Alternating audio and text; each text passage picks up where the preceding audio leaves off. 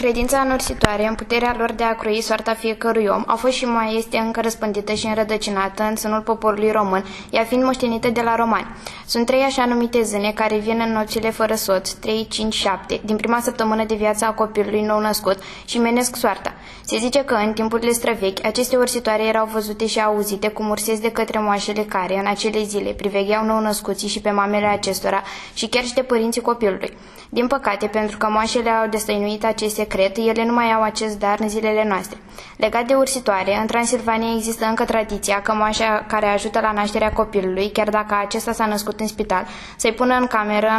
camera în care el va sta imediat după ce el ajunge acasă, pe o pânză albă nouă, umblit cu făină de grâu, cernută, sare, o pâine, un bănuț și un caier de lână. După 3 zile și 3 nopți, dacă ursitoarele au venit, moașa și părinții copilului vor vedea urma lăsată de ursitoare pe făină. În Banat, Moldova și țara românească, la 3 zile după nașterea copilului, se întinde o masă mare cu mâncăruri alese, o pâine, o găină și vin, 3 bănuți, așa numită cina ursitoarelor, existând credința că ele trebuie să fie bine ospătate și plătite pentru a fi mulțumite și a ursi o soartă bună copilului.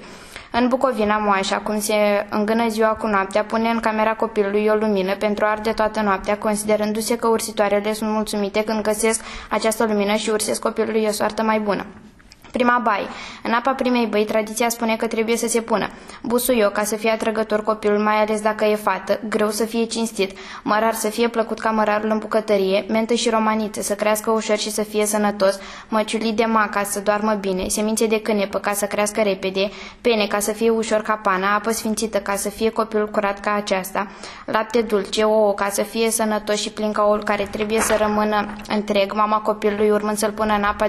de baie din a doua zi, și bani ca în viață copilul să aibă parte de avere. Moașa, după ce conform tradiției scoate banii, se duce și pune apa de la baia copilului la rădăcina unui măr sau păr pentru a crește copilul frumos și sănătos ca pomul respectiv. Apoi moașa se așează pe covata întoarsă și femeile o înconjoară de 3 ori, dansând și chiuind. După toate acestea, moașa trebuie să sară peste covată, cântând și provocându-le pe fetele care își doresc un copil astfel. Hai săriți peste covată să aveți și voi câte o fată, dar săriți mai înălțișor să aveți și câte un fecior. La sfârșit aduce copilul și îl dă nașilor care îi pun bani pe piept, după care îl dă mamei care o cinstește cu un pahar de rachiu, simbol ce se mai întâlnește încă o dată când moașa are datoria de a organiza o mică petrecere cu nepoatele sale în cinstea nou-născutului.